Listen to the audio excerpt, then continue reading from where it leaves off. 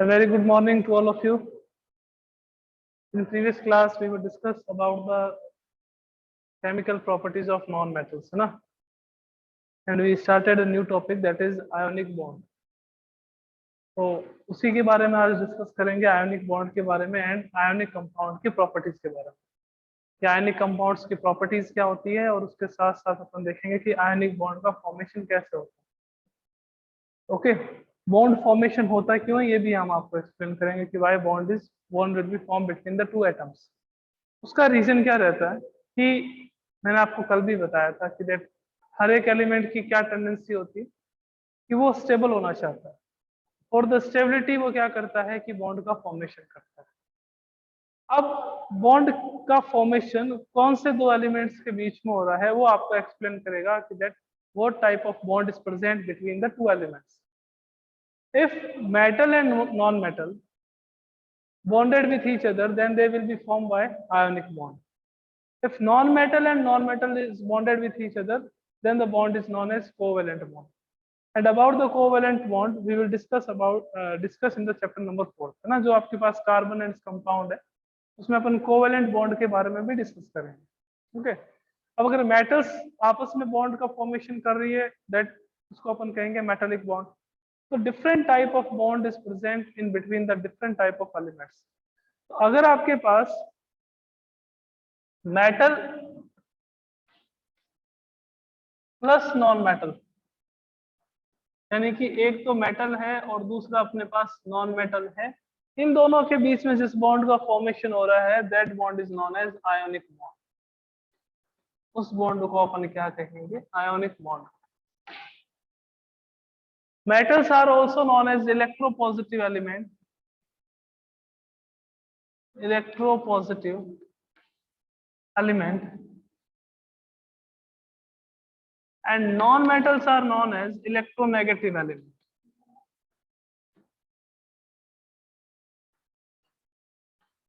Electronegative element. So we can say that if a bond is present between the electropositive and electronegative element, that is also an ionic bond. That is also an ionic bond. ये भी अपने पास क्या होगा? Ionic bond.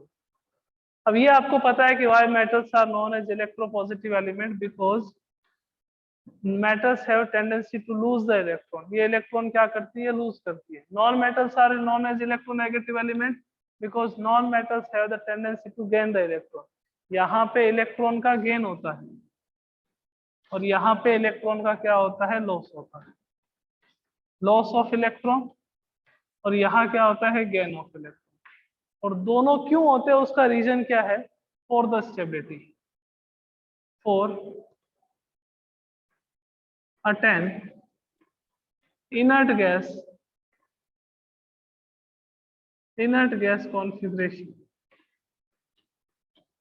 or attain inert gas configuration. Metals की भी tendency होती है कि उसको इनर्ट गैस कॉन्फ़िगरेशन अटेंड करे वो, और नॉन मेटल की भी टेंडेंसी होती है कि वो इनर्ट गैस कॉन्फ़िगरेशन अटेंड करे। इनर्ट गैस का मीनिंग, इनर्ट गैस कॉन्फ़िगरेशन का मीनिंग क्या हो गया? इनर्ट गैस कॉन्फ़िगरेशन का मीनिंग हो गया कि that number of electrons in valence cell equals to 8. Number of electron in valence cell equals to 8. अगर वैलेंस शेल में 8 इलेक्ट्रॉन्स हो तो वो क्या होता है? इनर्ट गैस कॉन्फ़िगरेशन को अटेंड करता है। अब मेटल की भी टेंडेंसी होती है कि वो क्या करे? इनर्ट गैस कॉन्फ़िगरेशन अटेंड करे। नॉन मेटल की भी टेंडेंसी होती है कि वो इनर्ट गैस कॉन्फ़िगरेशन अटेंड करे। तो इनर्ट गैस कॉन्फ़िगरेशन अटेंड करने के लिए मेटल्स जो है वो इलेक्ट्रॉन का लॉस होता है, और अगर नॉन मेटल्स की बात करें तो वहां पे इलेक्ट्रॉन का गेन होता है। अब आपके माइंड में एक और बात आ रही होगी कि सर मेटल्स ही इलेक्ट्रॉन का लॉस क्यों करती है, इलेक्ट्रॉन लूज क्यों करती है, और नॉन मेटल्स जो है वो इलेक्ट्रॉन गेन क्यों करती है? क्या रीजन? उसका भी एक रीजन है क्या कि जो मेटल्स है ना, मेटल्स का साइज जो है वो लार्ज होता है, और जो आपके पास नॉन मेटल्स हैं इनका स्मॉल साइज होता है। तो साइज बड़ा होता है, इसके कारण से मेटल्स क्या कर सकती है? इजीली इलेक्ट्रॉन को लूज कर सकती है। और नॉन मेटल्स का साइज क्या होता है? स्मॉल साइज होता है, तो वो इलेक्ट्रॉन को लूज नहीं करेगी, इलेक्ट्रॉन को क्या करेगी, अट्रैक्ट करेगी। कि सर कैसे, एक बात बताओ आप, कि मैंने आपको कह दिया कि जो मेटल है, ये न्यूक्लियस ऐसे डायग्राम आपने 9th में बनाए होंगे, ये आपके पास फर्स्ट शेल, ये आपके पास सेकंड शेल, ठीक है ना। साइज बड़ा होता है तो इजीली इलेक्ट्रॉन कैसे लूज हो जाते हैं उसकी बात कर रहे हैं। ये न्यूक्लियस है, यहाँ इलेक्ट्रॉन, अगर इसका साइज बड़ा है तो क्या होगा कि इन दोनों के बीच का जो अट्रैक्शन फोर्स है, या इन दोनों के बीच की जो डिस्टेंस है, इन दोनों की बीच की जो डिस्टेंस है, वो डिस्टेंस क्या होगी बच्चों, ज्यादा होगी ना। साइज अगर बड़ा होगा तो distance between the nucleus and electron of valence shell क्या होगी, ज्यादा होगी। अगर डिस्टेंस ज्यादा होगी तो दोनों के बीच का जो अट्रैक्शन फोर्स है, अट्रैक्शन फोर्स बिटवीन देम, वो क्या होगा, कम होगा। डिस्टेंस ज्यादा, अट्रैक्शन फोर्स क्या होगा, कम, इजीली इलेक्ट्रॉन क्या हो जाएगा, बाहर निकल जाएगा। इजीली इलेक्ट्रॉन क्या होगा, बाहर निकल जाएगा। तो इसके कारण से मेटल्स जो है वो इलेक्ट्रॉन को क्या करती है, लूज करती है, बिकॉज उनका साइज बड़ा होता है। साइज बड़ा होने के कारण से क्या होता है कि distance between the nucleus and valence shell electron increase होता है। अगर डिस्टेंस इंक्रीज होगी तो उन दोनों के बीच में अट्रैक्शन फोर्स कम होगा, न्यूक्लियस उतनी पावर से इलेक्ट्रॉन को अट्रैक्ट नहीं कर पाएगा, इसलिए इजीली इलेक्ट्रॉन क्या होता है, बाहर। नॉन मेटल्स में इलेक्ट्रॉन का लॉस नहीं होता, बिकॉज उनका साइज जो है कंपेरेटिवली छोटा होता है, स्मॉल साइज होता है with compare to metals. Metal के कंपेयर में उनका साइज छोटा होता है। तो ये आपके पास न्यूक्लियस, ये वैलेंस शेल का इलेक्ट्रॉन, ये न्यूक्लियस इसको क्या करेगा, अट्रैक्ट करेगा। अट्रैक्ट करेगा तो क्या कहेगा, जाने नहीं देंगे तुझे, है ना, बाहर निकालने नहीं देगा, बाहर जाएगा नहीं, तो ये फिर क्या करते हैं, इलेक्ट्रॉन को गेन करते हैं। तो मेटल्स जो हैं वो आपके पास उसको इलेक्ट्रोपॉजिटिव एलिमेंट क्यों कहते हैं, बिकॉज यहाँ पे लॉस ऑफ इलेक्ट्रॉन होता है। नॉन मेटल्स जो है उसको इलेक्ट्रोनेगेटिव एलिमेंट क्यों कहते हैं, बिकॉज गेन ऑफ इलेक्ट्रॉन।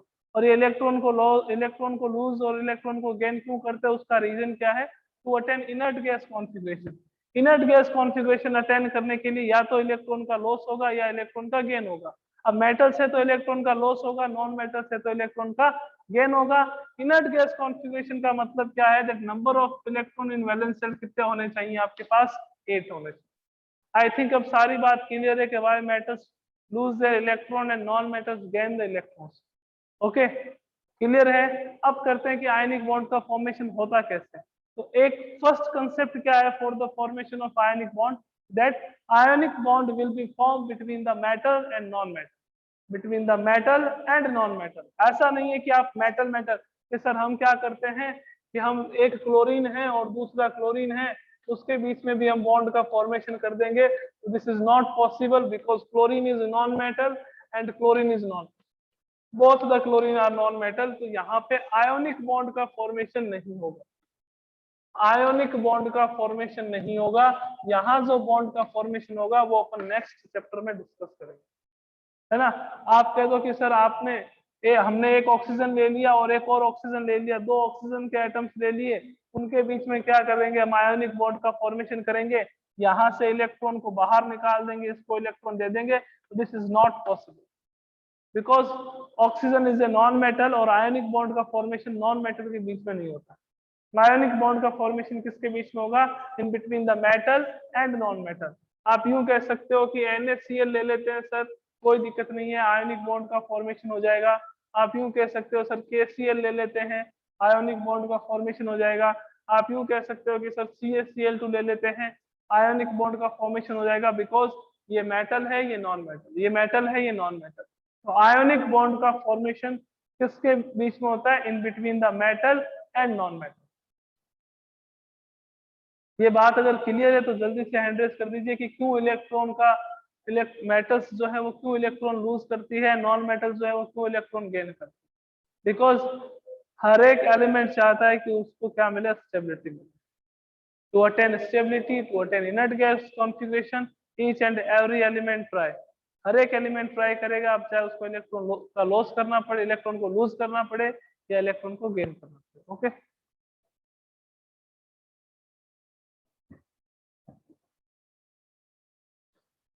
अब देखते हैं कि आयनिक बॉन्ड का फॉर्मेशन होता कैसे, how ionic bond will be form, और अपने को कैसे रिप्रेजेंट करना है वो भी देखते हैं।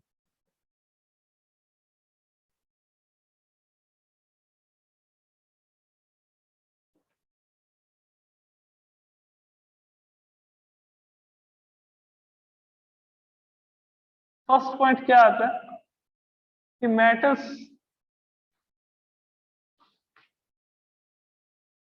क्या करेगी, loose their electron and form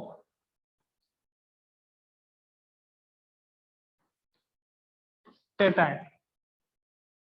ionic bond का फॉर्मेशन मेटल और नॉन मेटल के बीच में होता है। मेटल इलेक्ट्रॉन लूज करती है, नॉन मेटल इलेक्ट्रॉन गेन करता है। तो अगर कोई भी एलिमेंट इलेक्ट्रॉन लूज करेगा तो वो हमेशा किसका फॉर्मेशन करेगा, कैटायन का। यहाँ पे थोड़ा सा अपन देख लेते हैं, प्रीवियस क्लास के टॉपिक है ये कि आयन का फॉर्मेशन कैसे होता है। What is ion? आयन क्या होता है कि when any element lose their electron और gain an extra electron then it form ion. कोई भी एलिमेंट जो है वो अगर इलेक्ट्रॉन का लूज करेगा या इलेक्ट्रॉन को गेन करेगा तो किसका फॉर्मेशन होगा, आयन का फॉर्मेशन होगा। आयन कितने टाइप के होते हैं? आयन 2 टाइप के होते हैं। कौन कौन से? First is cation and second is anion. First is cation and second is anion. What is cation? If positive charge is present in on any element तो उसको अपन क्या कहेंगे, कैटायन। अगर किसी भी एलिमेंट पे पॉजिटिव चार्ज प्रेजेंट हो तो उसको अपन क्या कहेंगे, कैटायन। और किसी भी एलिमेंट पे अगर नेगेटिव चार्ज प्रेजेंट हो तो उसको क्या कहेंगे, एनायन। तो सर पॉजिटिव चार्ज कैसे आता है कि by losing an electron, by losing an electron, अगर कोई एक इलेक्ट्रॉन का लूज करता है तो क्या आता है आपके पास, पॉजिटिव चार्ज आता है और वो कैटायन का फॉर्मेशन करता है। एनायन का फॉर्मेशन कैसे होता है? By accept an extra electron. एक एक्स्ट्रा इलेक्ट्रॉन को अगर एक्सेप्ट करता है तो क्या आता है, एनायन का फॉर्मेशन होता है। तो आयन 2 टाइप के होते हैं। First is cation, second is anion. Cation का फॉर्मेशन कैसे होगा? जब इलेक्ट्रॉन का लॉस होगा, इलेक्ट्रॉन बाहर निकालेगा, इलेक्ट्रॉन लूज करेगा कोई एलिमेंट तो उसका फॉर्मेशन होगा कैटायन का। और उस एलिमेंट पे कौन सा चार्ज आएगा, पॉजिटिव। एनायन का फॉर्मेशन क्यों होता है? जब भी कोई भी एलिमेंट है वो इलेक्ट्रॉन अगर गेन करेगा, इलेक्ट्रॉन को एक्सेप्ट करेगा तो किसका फॉर्मेशन करेगा, एनायन का। और एनायन पे कौन सा चार्ज होता है, नेगेटिव। कैटायन पे पॉजिटिव और एनायन पे हमेशा कौन सा चार्ज रहता है, नेगेटिव। अब अगर आपके दिमाग में कभी ये बात भी आती हो कि कैटायन पे इलेक्ट्रॉन लूज करता है तो पॉजिटिव चार्ज ही क्यों आता है? Why positive charge is present when any element lose their electron? Because electron तो ऐड हो रहा है सर, आप पॉजिटिव चार्ज लेके आ रहे हो और इलेक्ट्रॉन गेन हो रहा है। इलेक्ट्रॉन तो बाहर निकल रहा है, यहाँ पे इलेक्ट्रॉन बाहर निकल रहा है और आप पॉजिटिव चार्ज लेके आ रहे हो। वहां पे इलेक्ट्रॉन ऐड हो रहा है तो आप नेगेटिव चार्ज लेके आ रहे हो। ऐसा क्यों होता है? तो ये भी आपके कंसेप्ट क्लियर कर देते हैं। इधर आपके पास सोडियम Na, इसका एटॉमिक नंबर कितना है वो भी आपको पता होगा शायद। इसका आपके पास नंबर ऑफ प्रोटॉन्स कितने हैं वो भी पता होगा और नंबर ऑफ इलेक्ट्रॉन्स कितने हैं वो भी पता होगा।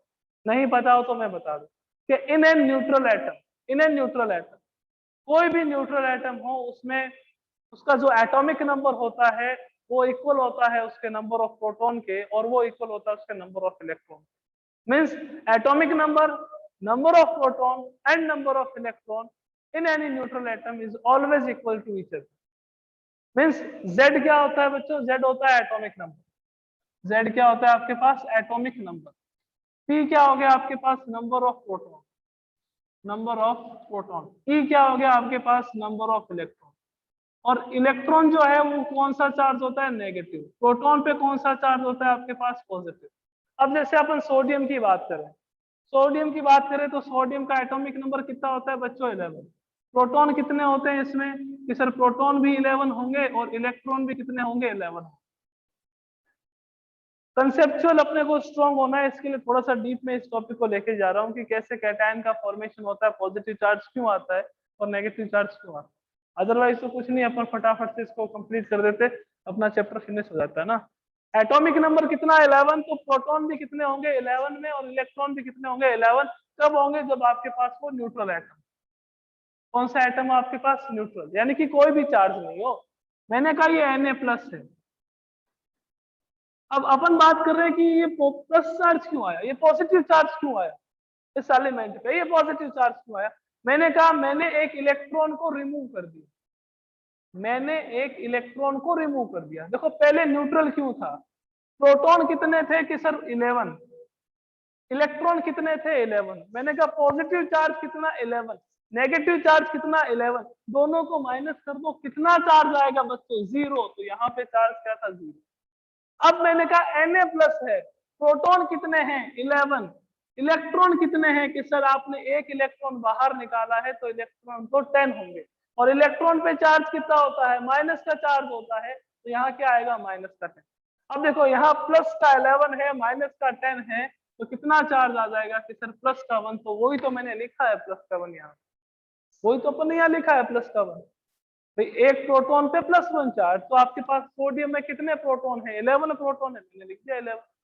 इलेक्ट्रॉन कितने हैं अब Na प्लस में, कि मैंने एक इलेक्ट्रॉन अगर मैं बाहर निकाल देता हूं, तो एक इलेक्ट्रॉन बाहर निकालने के बाद जो पहले 11 थे वो अब कितने हो गए 10, तो माइनस के तो क्या है 10, प्लस का क्या है 11, रिमेनिंग क्या रहा प्लस 1, तो प्लस 1 इसके ऊपर लिख दो।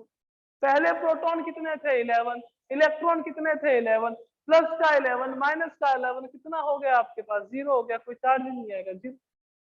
कि सर प्रोटॉन को निकाल दें तो प्रोटॉन कभी नहीं निकलेगा, इस चीज को हमेशा ध्यान रखें कि आप प्रोटॉन के नंबर में कोई चेंज नहीं कर सकते, प्रोटॉन तो हमेशा सेम रहेगा, आप चाहे कैटायन है आपके पास चाहे आपके पास एनायन। प्रोटॉन तो जितना एटॉमिक नंबर है उतना ही रहेगा, because proton is present in the nucleus, और न्यूक्लियस में प्रेजेंट है तो वो बाहर नहीं निकलेगा, बाहर हमेशा कौन निकलेगा इलेक्ट्रॉन। एक और एग्जांपल से क्लियर कर देते हैं, थोड़ा दिमाग में बात बहुत अच्छी तरीके से आ जाएगी कि जैसे फॉर एग्जांपल मैंने कहा मेरे पास कैल्शियम है, मैंने कहा आप कैल्शियम पे चार्ज बताओ, कैल्शियम पे चार्ज बताओ, आपने कहा सर कैल्शियम का एटॉमिक नंबर 20, प्रोटॉन भी 20, इलेक्ट्रॉन भी 20, प्रोटॉन पे कौन सा चार्ज प्लस का, इलेक्ट्रॉन पे कौन सा चार्ज नेगेटिव, ये प्लस का 20 ये माइनस का 20 इक्वल्स टू क्या हो गया आपके पास 0। इस 20 को नहीं लेना है एटॉमिक नंबर को, इसको लेना। मैंने कहा अगर मैं इसमें से इलेक्ट्रॉन बाहर निकाल दूं तो, कि सर पहले अपन एक इलेक्ट्रॉन बाहर निकाल दें, तो मैंने कहा प्लस का 20, इलेक्ट्रॉन कितने हो जाएंगे माइनस के 90, तो चार्ज कितना आ गया प्लस का 1। अब कैल्शियम का कॉन्फ़िगरेशन देखो 2 8 8 2, अगर आप एक इलेक्ट्रॉन बाहर निकाल रहे हो, 1 इलेक्ट्रॉन बाहर निकाल रहे हो पहले, तो 2 8 8 1 कॉन्फ़िगरेशन क्या आया 2 8 8 1। वैलेंस शेल में कितने इलेक्ट्रॉन आए कि सर 1 आया, बैलेंस में कितना है 1, तो अभी तक स्टेबल हुआ क्या नहीं हुआ। अब एक इलेक्ट्रॉन और निकालो, तो प्लस का 20, एक इलेक्ट्रॉन और बाहर निकाला कितना हो गया माइनस का 8, चार्ज कितना आया प्लस का 2, तो Ca को कैसे लिखते हैं प्लस का 2, बिकॉज 2 इलेक्ट्रॉन आपने बाहर निकाले, आपने 2 इलेक्ट्रॉन का रिमूवल करा है, एक और इलेक्ट्रॉन निकाल दिया, अब कॉन्फ़िगरेशन क्या हो गया 2 8 8। वैलेंस शेल में कितने इलेक्ट्रॉन 8, इनर्ट गैस कॉन्फ़िगरेशन, या अपन ने जो बात करी थी थोड़ी देर पहले कि हर एक एलिमेंट क्या चाहता है वैलेंस शेल में 8 इलेक्ट्रॉन लाना चाहते हैं, 8 इलेक्ट्रॉन आ गए उसके पास स्टेबल हो गया।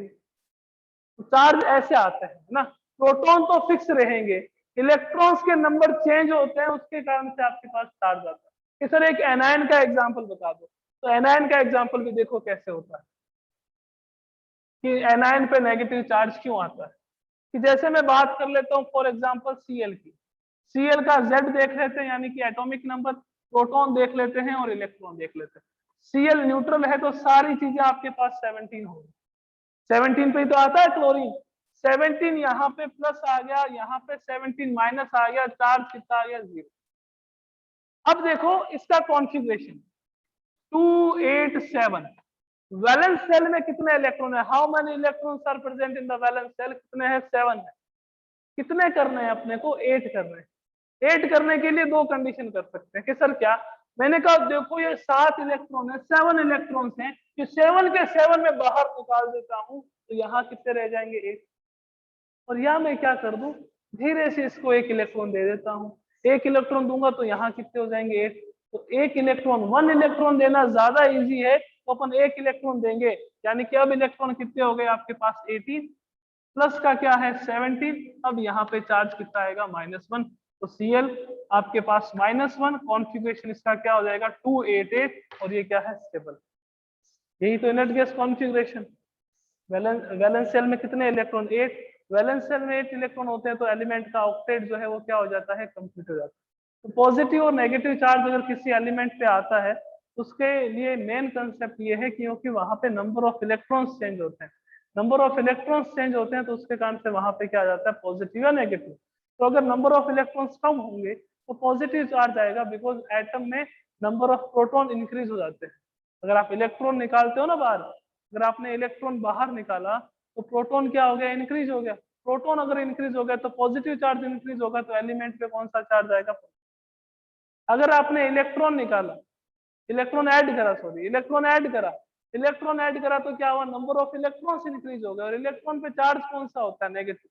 भाई कोई भी न्यूक्लियस हो, आपने 9th में देखा होगा, न्यूक्लियस में 3 चीजें होती है, एक तो न्यूट्रॉन होता है, एक प्रोटॉन होता है और एक इलेक्ट्रॉन होता है। न्यूट्रॉन पे तो कोई चार्ज ही नहीं होता, तो उसको तो ही कैंसिल कर देते। चार्ज किस पे होता है, प्रोटॉन पे और इलेक्ट्रॉन पे। तो चार्ज किसी भी एलिमेंट में जो है वो डिपेंड करता है नंबर ऑफ इलेक्ट्रॉन। अगर इलेक्ट्रॉन आपने ऐड करा है तो उसका नंबर प्रोटॉन से ज्यादा हो जाएगा और उस पर कौन सा चार्ज आ जाएगा, नेगेटिव। जैसे अभी Cl में है, -17 था, +17, पहले 0। आपने ऑक्टेट कंप्लीट करवाने के लिए एक इलेक्ट्रॉन दे दिया, इसको देते ही कितना हो गया, -18। यहाँ कितना हो गया, +17, कितना चार्ज आ गया, माइनस का। समझ आई बात आपको कुछ, है ना। अगर क्लियर है ना कि कैसे किसी भी एलिमेंट पे पॉजिटिव और नेगेटिव चार्ज आता है, तो एक बार प्लीज रेज हैंड कर दीजिए, फिर अपन चलते हैं नेक्स्ट आगे कि कैसे बॉन्ड का फॉर्मेशन होगा।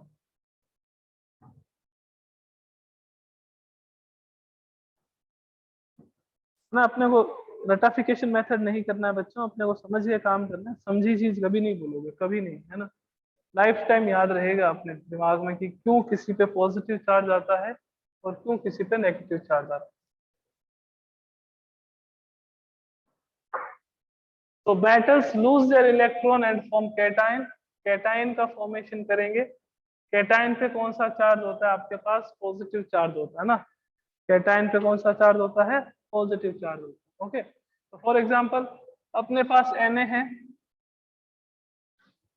इसका कॉन्फ़िगरेशन अपने को पता है क्या है, 281। सर ये कैसे 281, मैंने कहा सोडियम जो है उसका एटॉमिक नंबर कितना होता है, 11। मींस उनके शेल में कितने इलेक्ट्रॉन्स हैं, 11। फर्स्ट शेल में कितने होंगे, 2। सेकंड में कितने होंगे, 8। और थर्ड में कितने होंगे, 1। 11 है तो थर्ड में एक ही आएगा, 281। तो for the stability Na lose its electron, Na plus electron, तो किसका आपके पास कॉन्फ़िगरेशन क्या हो जाएगा, 2 8। कॉन्फ़िगरेशन क्या हो जाएगा अपने पास, 2 8। ओके, फिर बात करें सेकंड पॉइंट कि non metals.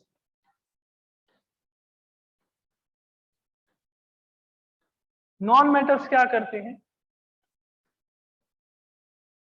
Accept an electron and form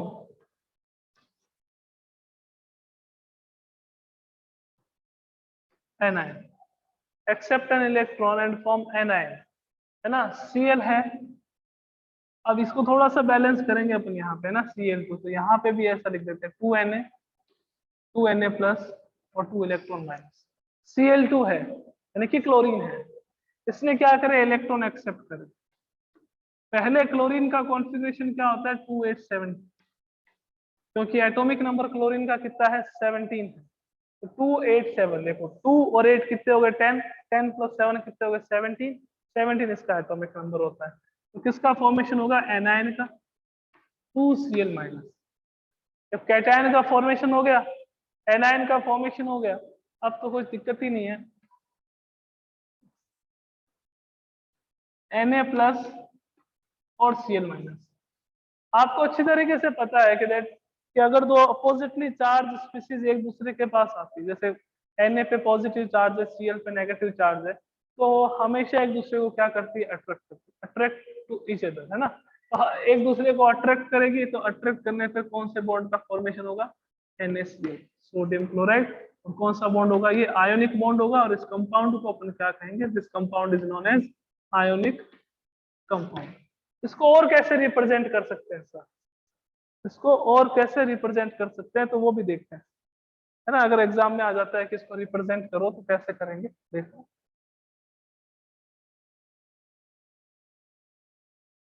ये Na है, ये इसका एक इलेक्ट्रॉन, ये Cl है, ये Cl के इलेक्ट्रॉन, 2 4 6 7, ये इलेक्ट्रॉन है। एक बात मैं आपको बताऊंगा कि अगर आप इस स्ट्रक्चर को अपन क्या कहते हैं, electron dot structure.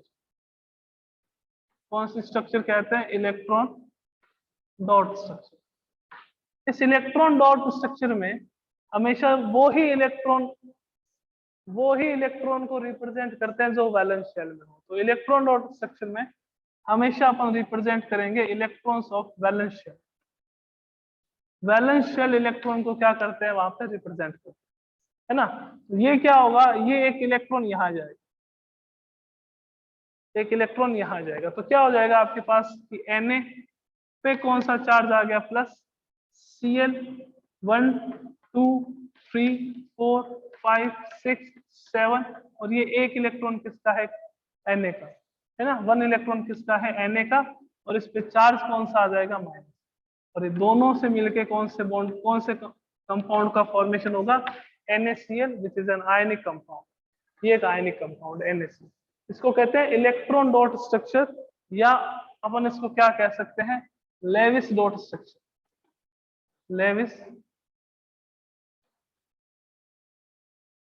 Dot structure, Lewis dot structure, है ना। लेविस डॉट स्ट्रक्चर या इलेक्ट्रॉन डॉट स्ट्रक्चर, इसमें हमेशा अपन क्या करते हैं? वैलेंस शेल के इलेक्ट्रॉन को रिप्रेजेंट करते हैं। Electrons of valence shell will be represented in Lewis dot structure. Inner shell के इलेक्ट्रॉन को रिप्रेजेंट नहीं करते, कभी भी नहीं करते। ओके, तो ये NaCl का फॉर्मेशन है। ऐसे अपन इसको रिप्रेजेंट करते हैं ionic bond. Okay,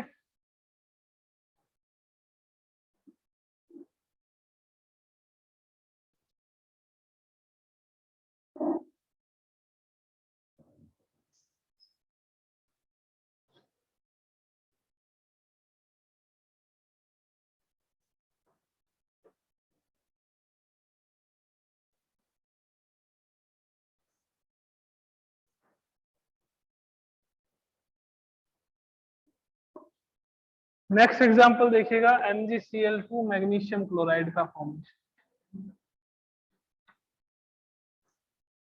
magnesium chloride, है ना। आपके पास क्या है? यहाँ पे मैग्नीशियम है, कॉन्फ़िगरेशन क्या होता है इसका? 282। मैग्नीशियम का एटॉमिक नंबर कितना होता है? 12। 282 कॉन्फ़िगरेशन होता है। क्या मिलेगा आपको? Mg+2 प्लस अपने पास क्या आ जाएगा? 2 इलेक्ट्रॉन्स, है ना। Mg+2 प्लस कितना आ गया? 2 इलेक्ट्रॉन्स, है ना। Cl की बात करें, Cl2 प्लस 2 इलेक्ट्रॉन, तो किसका फॉर्मेशन होगा अपने पास? 2Cl minus. The electronic configuration of Cl is 287, and after gaining the electron, इसका configuration क्या हो जाएगा? 288। 288 is the electronic configuration of Cl minus। यहाँ पे मैग्नीशियम का देख लेते हैं, तो Mg+2 का कितना हो जाएगा? 28, है ना। तो इसको कैसे रिप्रेजेंट करेंगे? देखो, आपके पास मैग्नीशियम है, these are electrons in valence shell of the magnesium। ये आपके पास क्लोरीन है, ये electron of valence shell of chlorine, ये सेकंड क्लोरीन का एटम है। दोनों को अलग अलग अपन रिप्रेजेंट करेंगे यहाँ पे। सॉरी, ये Cl, ओके, ये Cl है Mg+2। मैग्नीशियम से एक इलेक्ट्रॉन ये लेगा, और मैग्नीशियम से एक इलेक्ट्रॉन ये लेगा। तो मैग्नीशियम पे चार्ज कितना आ जाएगा बच्चों? +2। और Cl की बात करें तो यहाँ पे 1 2 3 4 5 6 7 इलेक्ट्रॉन तो थे। एक इलेक्ट्रॉन किससे लिया इसने? मैग्नीशियम से लिया, और यहाँ पे चार्ज कौन सा आ जाएगा? माइनस। सेकंड भी अगर अपन देखें तो सेकंड भी आपके पास क्या आएगा? Cl 1 2 3 4 5 6 7 8 इलेक्ट्रॉन, और इस पे भी कौन सा चार्ज आ जाएगा? माइनस। और Mg+ नहीं आएगा, Mg+2 आएगा, बिकॉज 2 इलेक्ट्रॉन लूज करता है। तो ये Mg+2 Cl माइनस, या अपन इसको भी लिख सकते हैं MgCl2। It is also an ionic compound because bond is in between, bond between them magnesium, और bond between magnesium and chlorine is ionic bond। कैसे पता चला? Because magnesium एक अपने पास मेटल है, और क्लोरीन अपने पास क्या है? एक नॉन मेटल है, and the bond present between metal and non metal is ionic bond, and the compound in which ionic bond is present known as ionic compounds। okay बच्चों, नेक्स्ट क्लास में अपन discuss करेंगे about the properties of ionic compound. Ionic compound की जो properties है उसके बारे में discuss करेंगे, like physical property, like electrical conductivity, ये सब, मेल्टिंग पॉइंट और बॉइलिंग पॉइंट, सॉल्युबिलिटी, इन सब के बारे में डिस्कस करेंगे। उसके बाद ये चैप्टर जो है वो अपना बाइंड अप कर देंगे। ओके ठीक है बच्चों, मिलते हैं नेक्स्ट क्लास में। Thank you so much.